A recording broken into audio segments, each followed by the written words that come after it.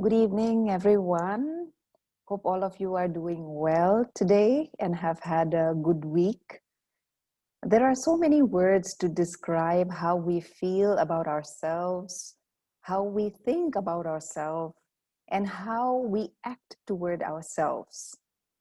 Today's topic, how to value yourself. What does it mean to value yourself? What value could possibly be put on you and your life? Our speaker today, Veronica, lovingly called Sister Vadi, has been studying and teaching Raj Yoga meditation for over 40 years. Born and brought up in Ireland, traveling extensively and journeying inward to the true self. She now coordinates the activities of Brahmakumaris throughout Florida from Miami. So let us all together welcome Sister Wadi.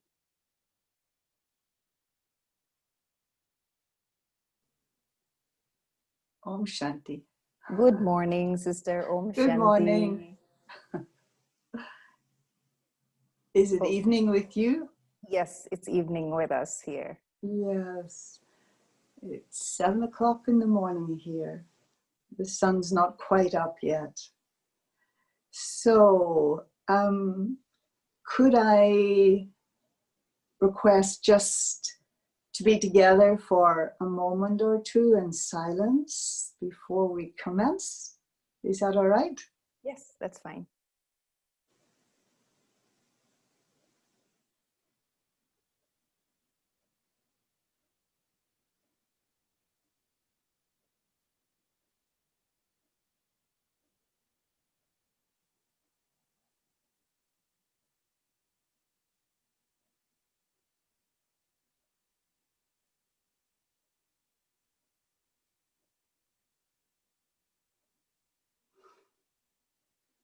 Om Shanti.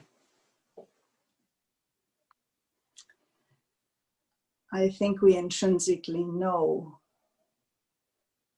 that in discovering the value of oneself, Om Shanti, is connected with going inside and getting to the heart of the matter. We, in our original state, are not at all complex. In fact, you could even say that in our original state, we are a reflection of God, of that which is divine. But being associated with time and matter and perhaps rebirth, the story has become a little bit convoluted and a little bit complicated, and we're not always sure what is up and what is down. We know that we're on a journey, and perhaps by now we have acknowledged or realized that the journey is to take us back to the starting place, to take us home. And home traditionally means a place of security, a place of comfort, where I intuitively know who I am in relation to the rest of the family and what my part is, what my responsibilities are, and I play it all to the very best of my ability. So, what does it mean to value yourself? And what does it mean when we say the self? And where does whatever value I have for myself at the present time, where does it come from? And who or what other than my own self is it that I permit to define me and to dictate my value? Do I feel that I'm undervalued? Do I feel that I'm not recognized? Do I feel that I'm maybe not appreciated? All of these would be perhaps questions that one might ask, or at least give consideration to, as I continue this journey towards the fullest realization of my own self. And it sometimes feels like as if it's that double-edged sword, where on the one hand, too much of a sense of my own self results in arrogance or ego, and always in that case, the necessity or the compulsion to prove that I'm better than everyone else. And the flip side of that is where I am more often than not in the victim mode, where I compare myself to others and I don't feel I'm as good as talented as beautiful as. And of course, that too is going to result in feelings of perhaps envy or jealousy. But in either case, both of those extremes are going to result in some kind of unhappiness. And so one, the great arrogance, which often anger will come with, and the other one of the victim, and therefore, how do I get my needs met? And the interesting thing sometimes about playing the victim is that, you know, if you look at a movie or something like that, the camera, more often than not, is going to be on the hero, right? And other than that, a lot of camera time will be given to the villain. And if I don't feel that I can be the hero, and I know I'm not a bad person, and so I'm not the villain, but then in order to get attention, in other words, the camera time, then the third best option is to be the victim. And ultimately, it's just not a satisfying place to be. And either intuitively, through life's experiences, I seek that which is of value, or sometimes because playing that role of victim, there is only a certain amount of harshness and pain and sorrow that I can take until that still small voice insists on being heard. And so I begin that journey back towards what I intuitively know is a place where I am deserving of happiness.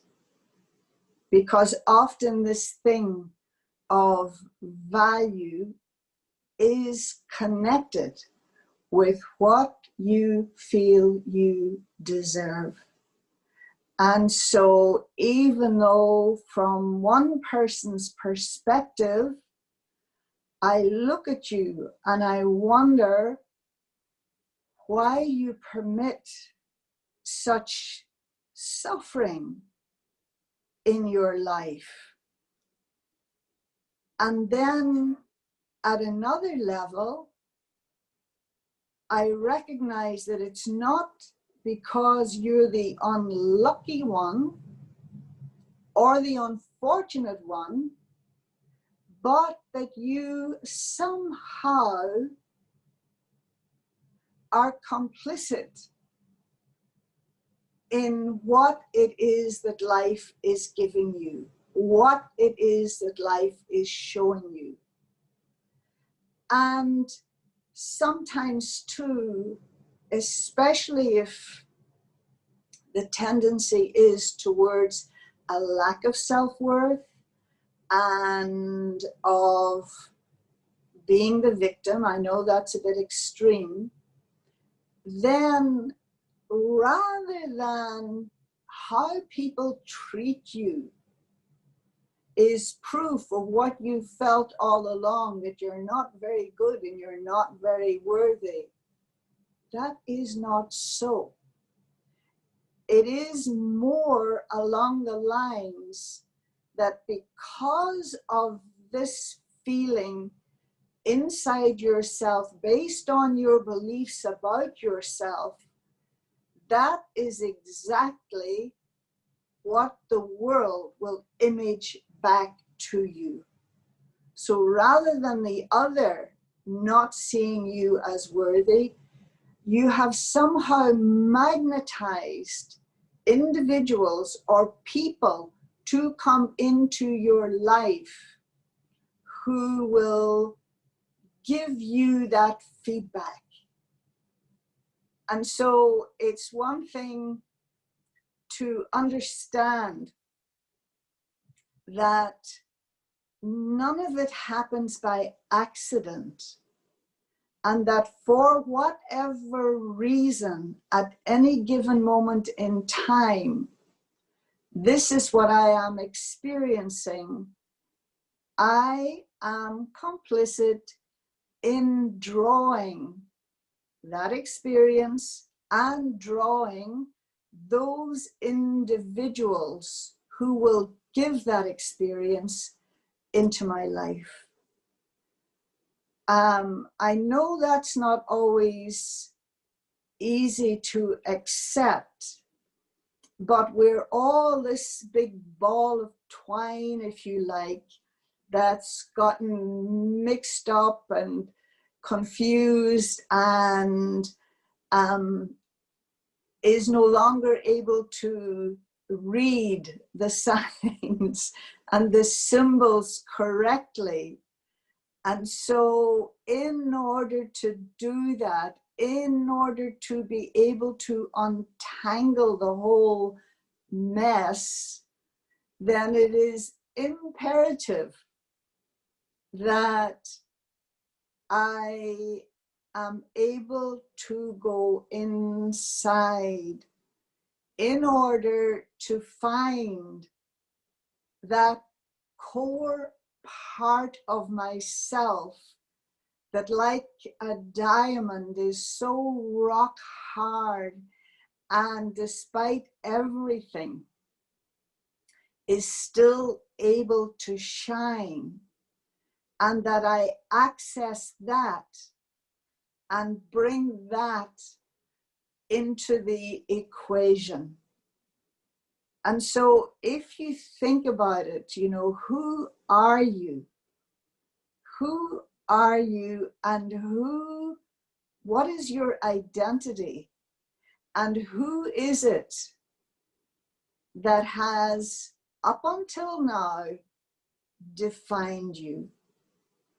And sometimes, or maybe all the while, we have to acknowledge that a good part of that has come from maybe our upbringing, and then the messages that have been transmitted by those who were supposed to be, for example, in charge of us.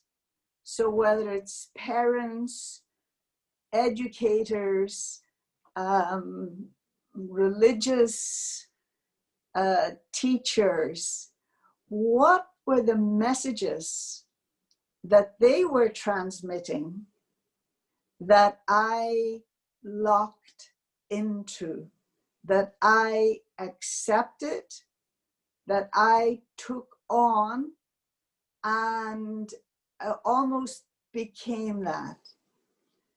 And so I hope it doesn't sound very simplistic, but it is simple enough that if your parent, for example, is always telling you, if the messages, because once again, they may not have consciously been giving you that message, but this is how you interpreted the message, that you're not as pretty as your sister, you're not as smart as your brother, oh, you're so clumsy in everything you do.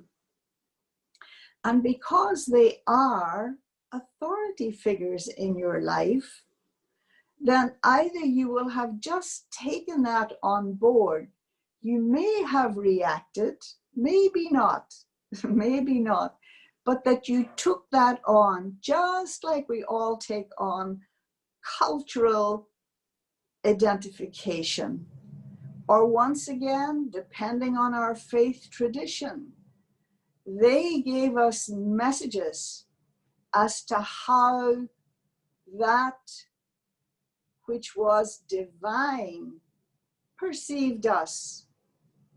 And certainly in the tradition that I was brought up in, you somehow took on board the message that even when you were born, you were a sinner, that you had sin on your soul, and therefore you had to go through the ritual of baptism in order to cleanse. And thereafter, how many things that you did, or that you thought, or that you said were supposedly displeasing to God, and worse than that, that you, by that one, were going to be punished. And so are these not mixed messages that we get? And so then it's almost like we enact them, or we play them out. And the whole thing of value, you know, one thing is you can have, say, for instance, as we've often seen in recent times, where someone finds a picture that they had just hung up on their wall. They picked it up at a garage sale or in a secondhand store, and they put it on their wall, and they only paid $5 for it. And then, having hung in their kitchen for all those years, it was discovered that it was, by, Rembrandt or by some other wonderful artist, and that the actual painting that you paid $5 for is worth millions of dollars. And so, is it just because of the market? Is that just the market value, which is one aspect? But really, it's to do with what is intrinsic. What is intrinsic within one's own self. And so very often that in order to have other people value me, then I have to present in terms of the family, the wonderful family that I've been born into, the family name, the wealth of the family, maybe my achievements in terms of some status, some credentials. I have a doctorate of so-and-so, or as I say, some title. And or I place my value on the fact that, I have married into this particular family. I am now Mrs. So-and-so. And all of these things, and it's not to say that there shouldn't be some sense of achievements or talents, but if my value is dependent on those things, they are not intrinsic. They are not eternal. They are not reliable. All of that can change tomorrow, which means that I am on very shaky ground in terms of valuing myself. And of course, if that's what I'm depending on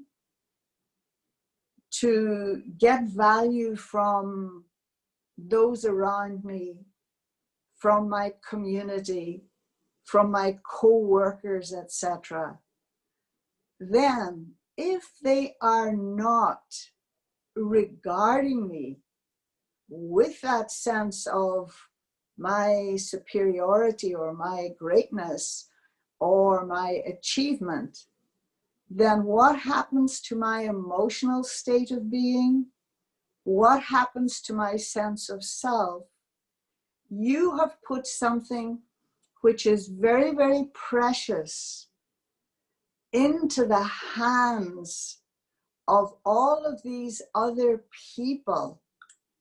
And of course, human nature is capricious, and that in one moment they can change their mind or disregard me or disrespect me. And then I'm in tears, And so it's like this idea that is referenced in the Bible. I've forgotten the exact words, but that idea of like a house that is built on the sand is not on a very firm foundation.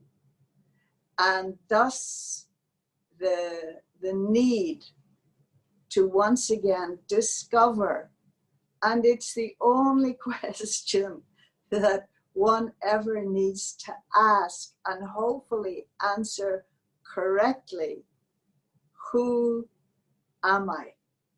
And this is what meditation, self-reflection, going inwards, all of that will provide.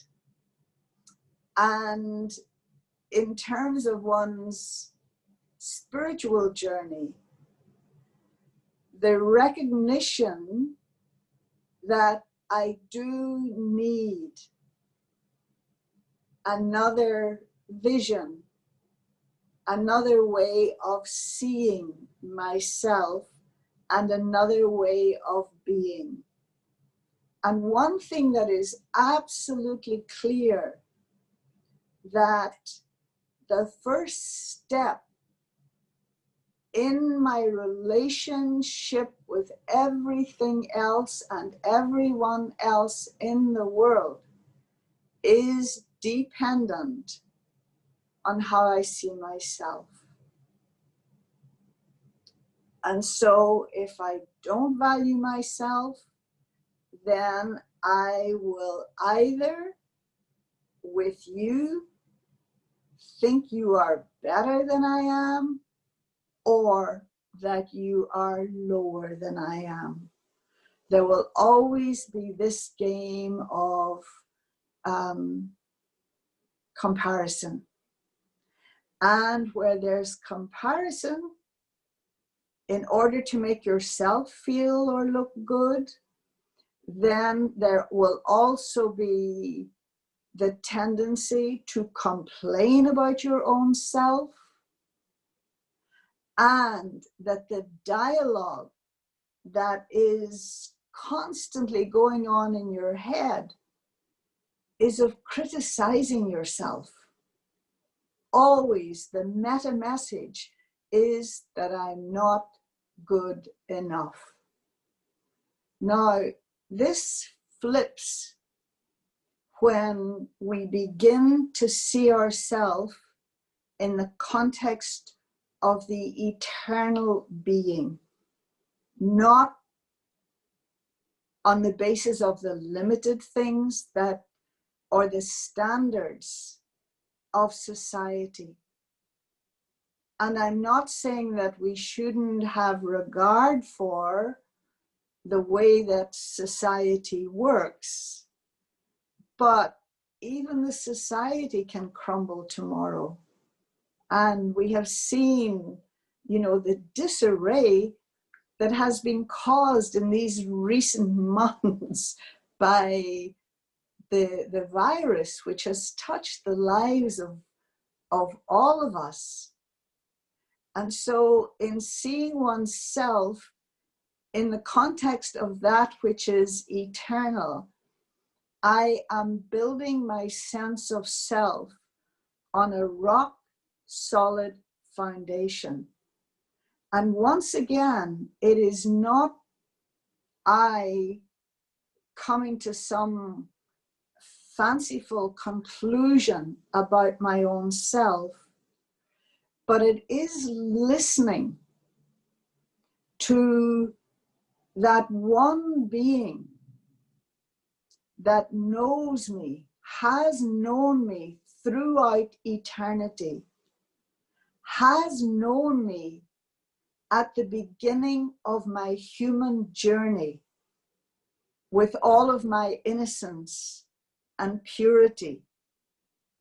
And through that one's vision of me and my acceptance of that vision, then I can gradually begin to move back into that consciousness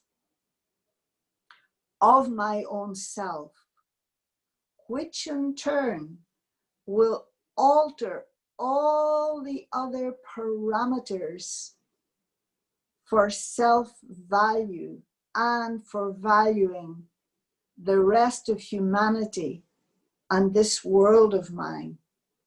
It's almost like a reset button. We are resetting the consciousness of my own self.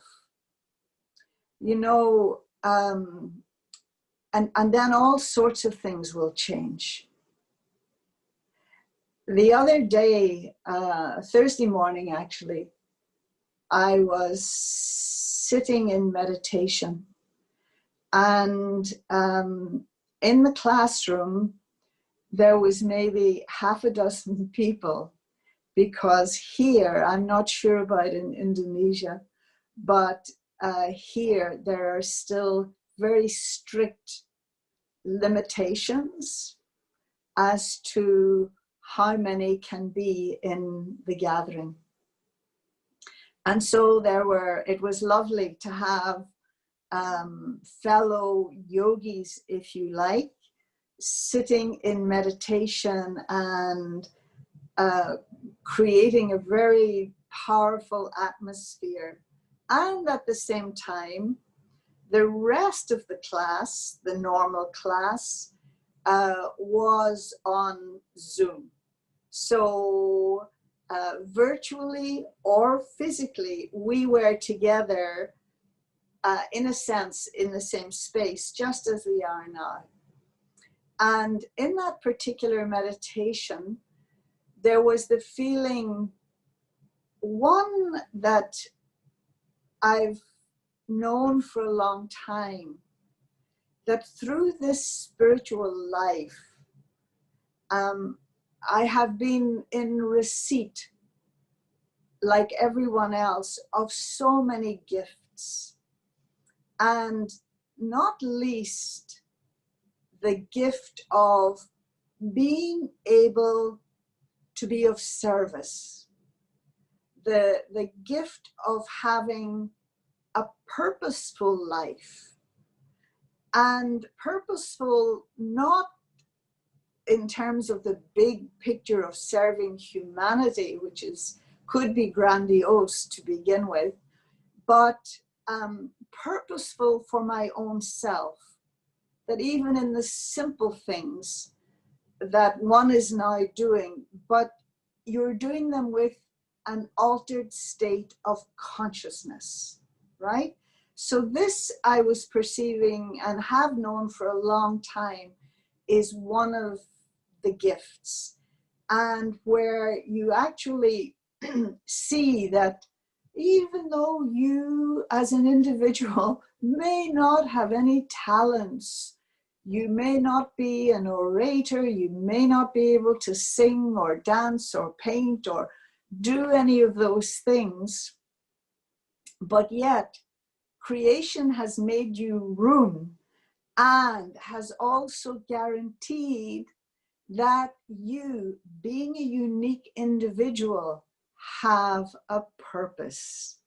That each one, being unique, has a purpose, and that it is a necessary thing that, combined with everybody else's purpose, can result in a transformed humanity, a transformed world.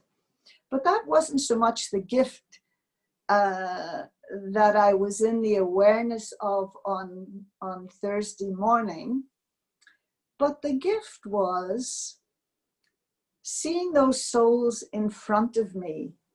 And they are, like me, students of this particular spiritual path. They are service companions. Many of them I've known for more than 30 years. And the appreciation was of the company. Now, I wasn't seeing it so much in terms of the family, because the family of humanity, they're all my family. That's a given. But the awareness that even as we are together, and whether one is playing the role of the teacher or the administrator or the student or the collaborator, or merely having fun together, service companions, that each and every single one of those souls has at some level shaped me, has made me who I am today. There's an expression, but for where I have been, I couldn't be where I am now.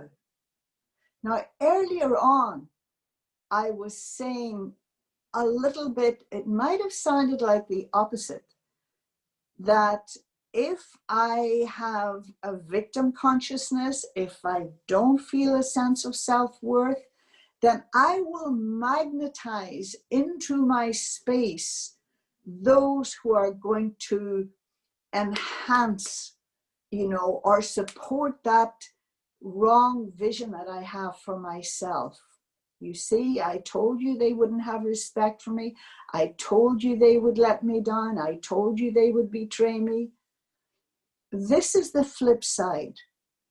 And this is one of the changes that you will find when you begin this path of going towards finding your true value. Your company will change. Your companions will change. And the thing is, they are not coming into your life accidentally, but because you are now in a state of awareness and of discernment, you intuitively choose once again the people, not those who are going to make you feel less or demean you or make you feel worthless, but you are going to invite into your life those who are going to be complicit in the best possible way. It's almost like as if there's a tacit agreement between all of you that you have to move forward, that you have to reach the destination, which is the beginning place, and that what will be expressed from each of you will be respect, regard, no question of blaming. And it doesn't mean that you're only going to invite those that are going to reflect back your virtues and your values. No, because you are in process at the moment. And so you will also need those people in your space who are going to show you, they may not be conscious of it, but that you still have work to do. And so some will be in my life, they will inspire me with their qualities, with their capacity, and others will be in my life to reflect something else. But once I stepped on a spiritual path, one of the main gifts that I have been given is that through spiritual knowledge, through this identification of myself as something other than the character that I'm playing, I have been given a choice. And so I choose. I can consciously choose who will be in this scenario, in my drama. And when I say consciously choose, it doesn't mean that here are the good guys, I'm only going to go for the good guys, and these are the bad guys. No, no. I will intuitively know that whoever is in my drama at this moment in time are necessary characters.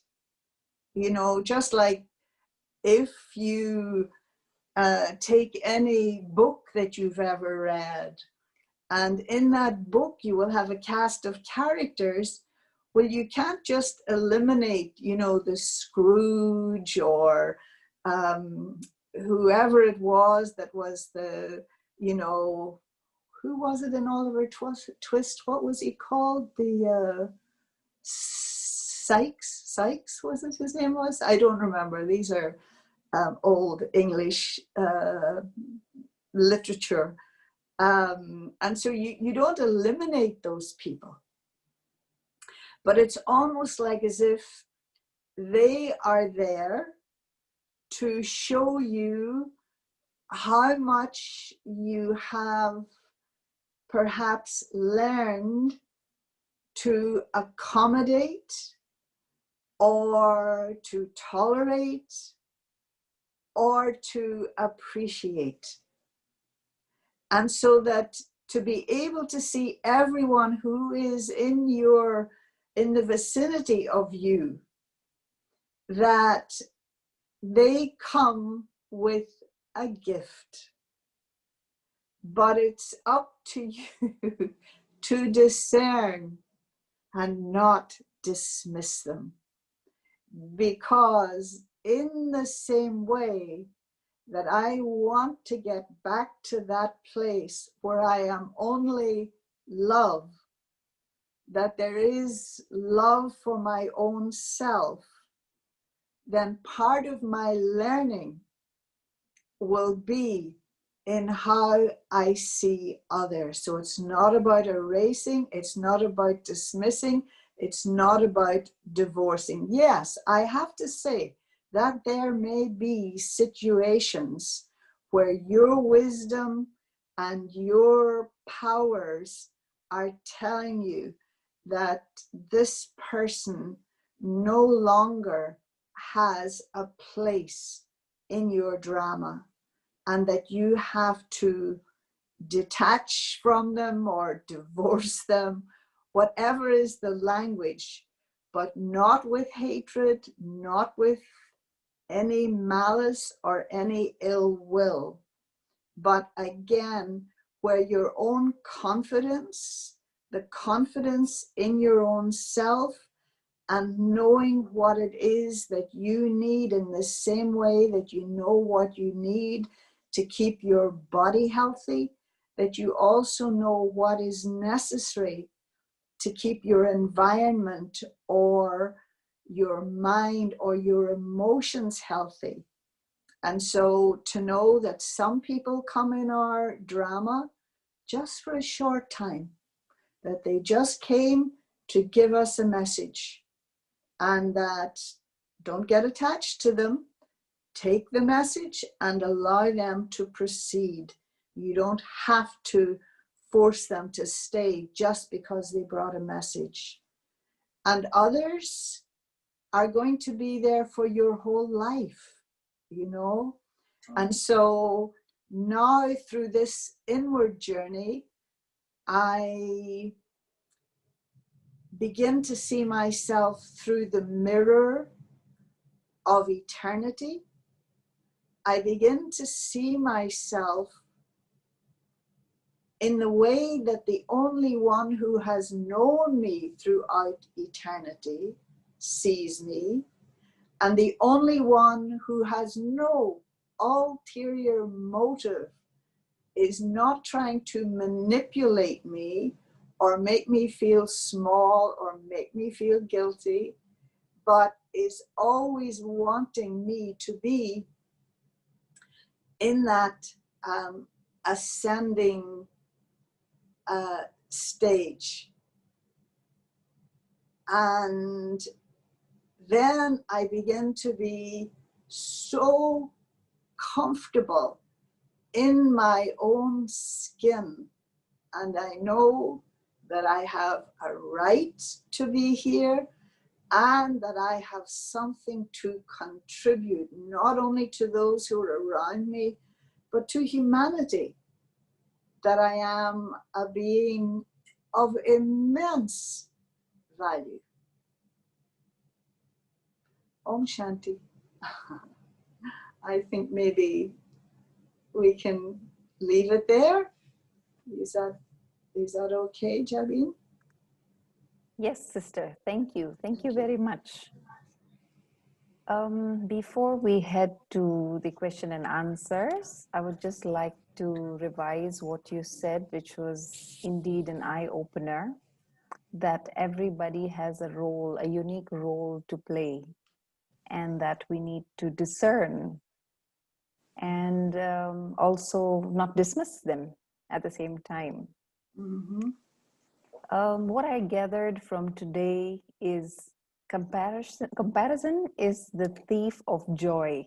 Like you said, comparing ourselves to others. So what we need to do is focus more on our intrinsic value and act on our own beliefs is a good start. Yeah, sister, what you said. Mm-hmm. And measuring your own self-worth with external is very harmful if you compare yourself and um, think what you are worth comparing it to the external things. Things of the external vary all the time, and um, true self-worth is on an internal realization. And on the other side, when we feel devalued, we feel we must do something that will make us feel more valuable, not more powerful. Maybe, sister, you could lead us to a meditation and have thoughts that help us, that would help us when we feel devalued or we feel overvalued, like you said, the two sides of the Yeah. sword. Yeah.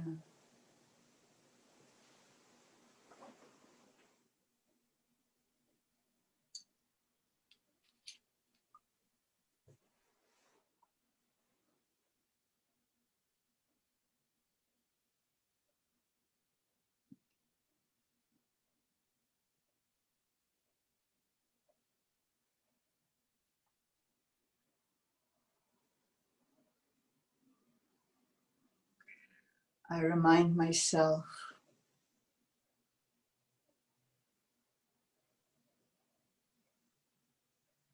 that there are no mistakes in terms of time that now not only invites, but dictates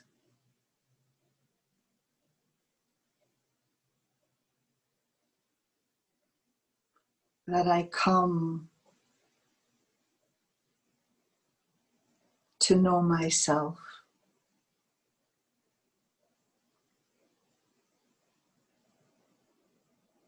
And to make that knowing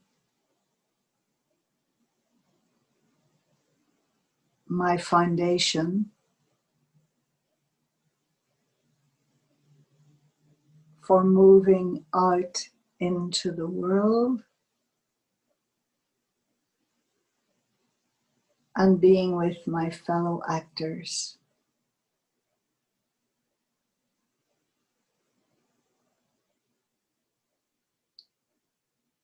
There is no exploration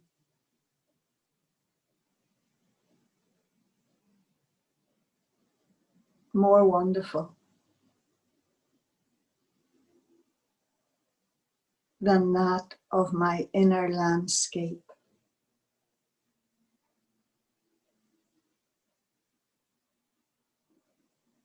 I have been so busy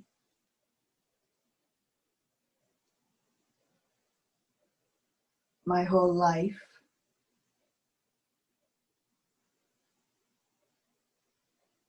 looking outside, listening to endless thoughts and opinions, such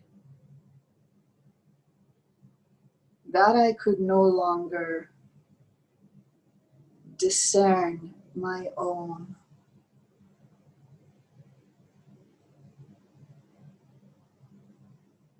It's now time to be free.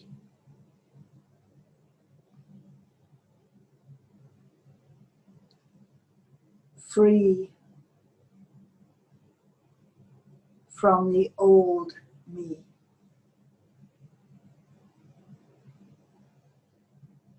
And to aspire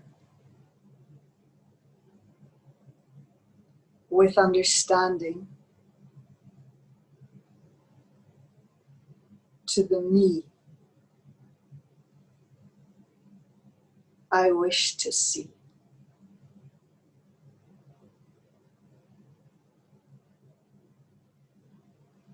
Like a heavy burden, I drop, lay down all those opinions and influences that have nothing to do with where I want to go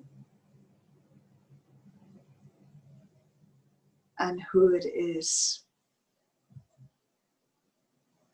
I am in search of.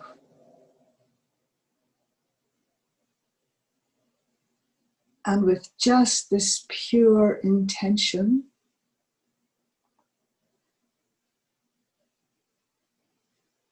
my mind is suddenly clear and full of light,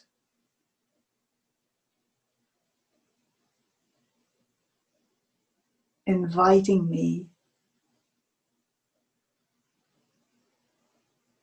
into that space.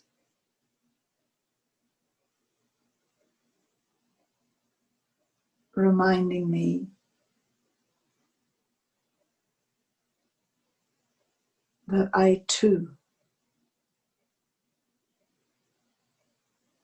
am light,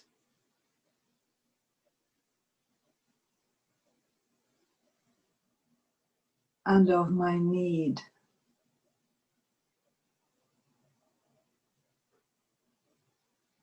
to express this light.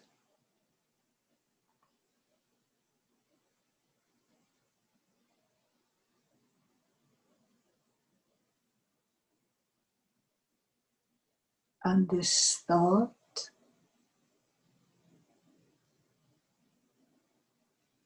opens a portal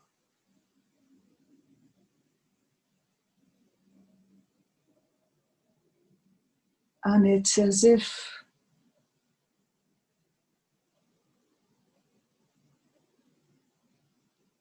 another light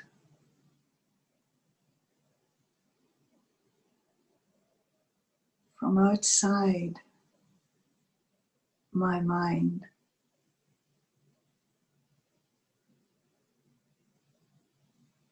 enters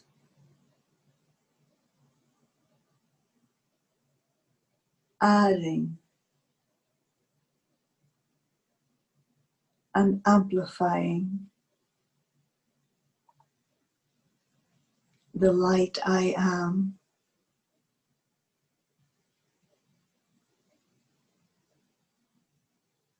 And although no words are spoken,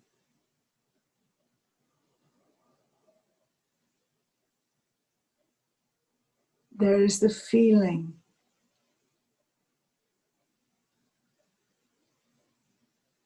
that this other light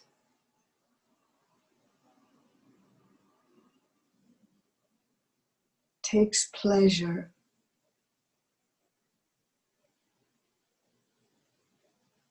in my seeing that I too am light.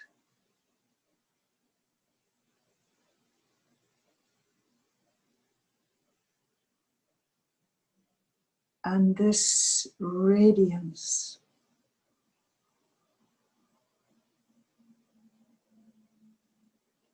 both cleanses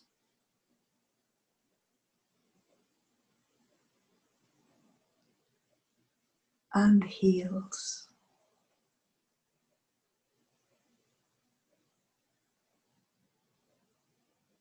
And the consciousness shifts.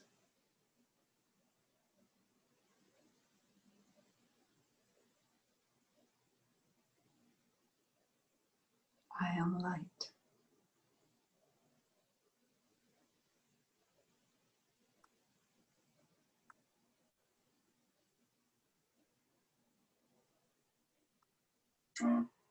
Thank you, sister. We have a few questions here. The first question is, I think I have lost my importance in my family, with my partner and friends. All of them make me feel like I'm nothing to them. They interact with me when they want and not when I want. What should I do? Uh,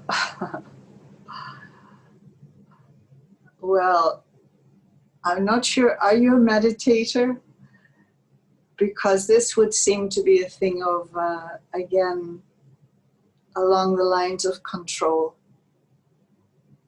And one thing that being on a spiritual path teaches one is that no one else can make you feel in any way.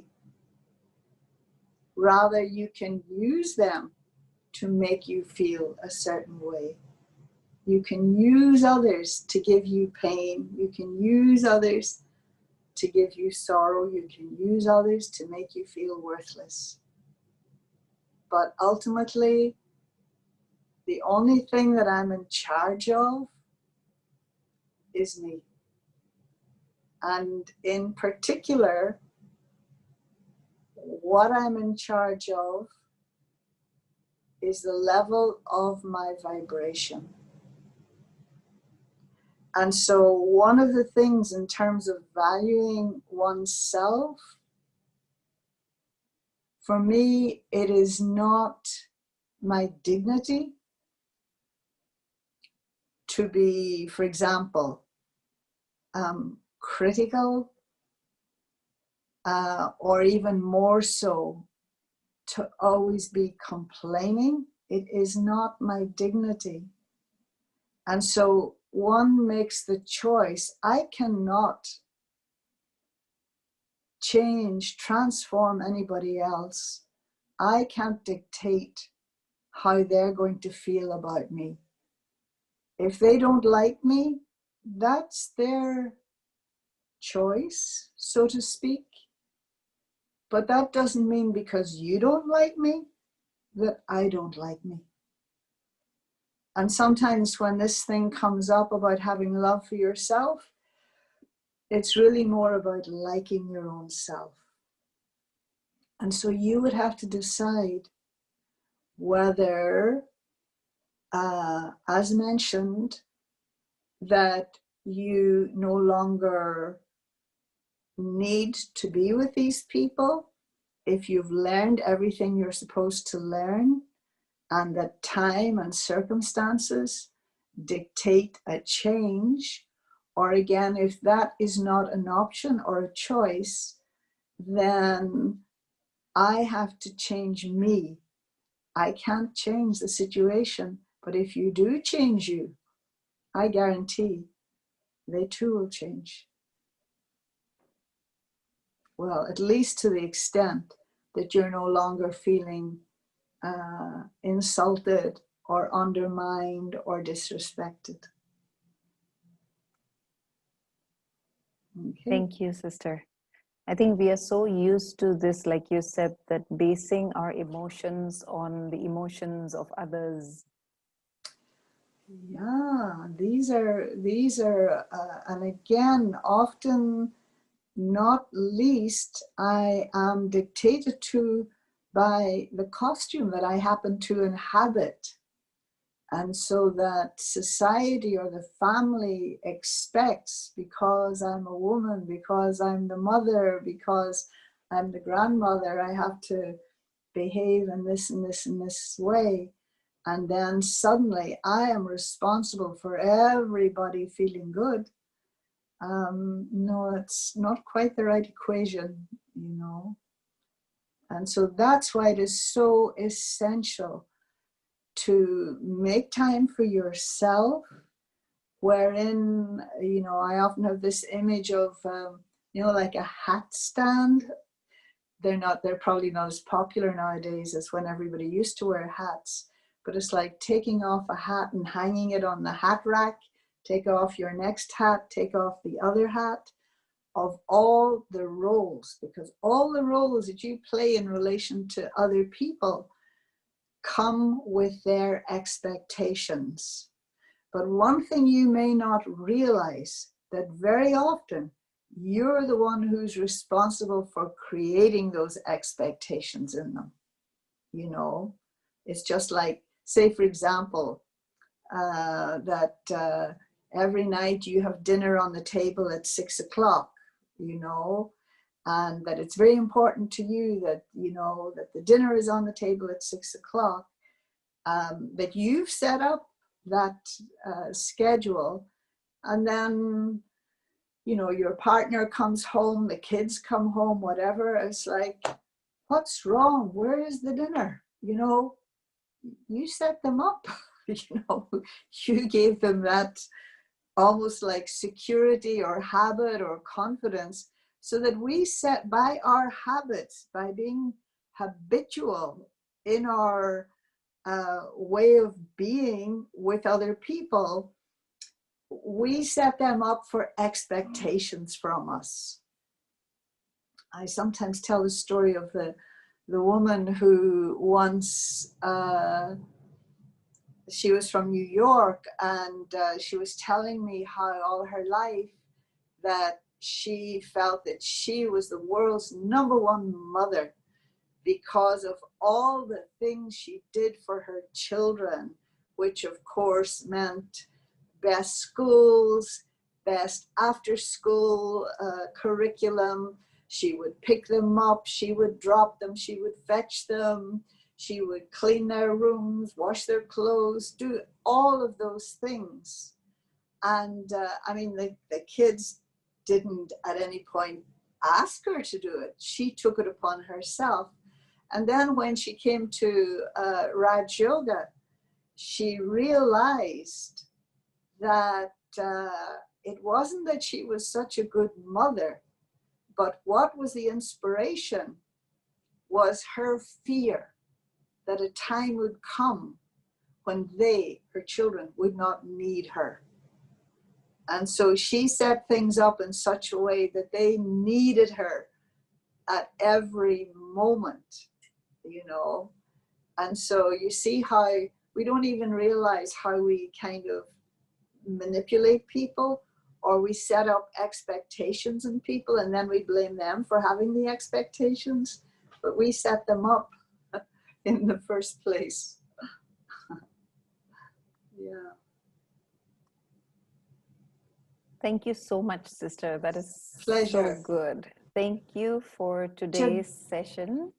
Jabin, could I just ask, I see that most of your people are not on camera. Could I ask them to go on camera so that I can take a screenshot that we use for our service news? Would everybody mind going on camera? And you stay on camera as well, Jabin, then? Yes. Possible? Yes. Can everyone please Can put everybody on their go cameras? on, put on your cameras and smile nicely. Om Shanti. Lovely. So we have a gathering of family from all over the globe, sister. We have from Oh, really? London. Yes, we have from London. We have from India. We have even from Pakistan today Oh, joining really? From us. Pakistan. Yes, and Wonderful. even from That looks Jakarta like, and is that Bali. Kavita? Is that Kavita I see? Oh, Shanti. I should put my glasses back on again. I'm recognizing. Oh, how lovely to see you, Kavita. Whoops. These are old friends. Lavina. Wow. Terrific. I suppose everybody knows about the Cindy program coming up. Yeah, You can I'm announce it sure. again, sister. I believe it's on the 26th, Yes. and I wouldn't have your local time, but it's a gathering of the Cindywalas and Sister Mohini and Sister Jayanti, both whom you know's background is Sindh, will be facilitating, or the spiritual resource in that meeting. Yeah. So of course, do invite all your contacts, your Cindy contacts from around the world. There's my old friend Colin. Yes. All So right, it's these ones next didn't week. turn on there. And Janaki, I see your name, but I don't see your picture. Your camera's off. Anyway, Yeah, that's all right. Janaki So Ben is it from next week? Is Bali. that next week? Gee. All right. Lovely. Lovely to see everybody. Yeah, there you are. I was wondering where, but where are you, Janaki? Which Janaki city are Ben you in? is in Bali, Denpasar. She is our She's in national Bali. coordinator. Yes. Yes, of course. And Frank, is Frank Brother not there too? Frank, I think he might be joining Yes. from YouTube because we are also streaming it live on YouTube, sister. And also the Okay. locals, they join from Bali in YouTube. It's translated Uh-huh. into Bahasa Okay. Indonesia. Yeah. Beautiful. And thank you very much for the invitation. And it was lovely seeing all of you. And so, Om Shanti. Thank you. Thank you, everyone. Bye-bye. And thank you, Sister Vadi. Pleasure.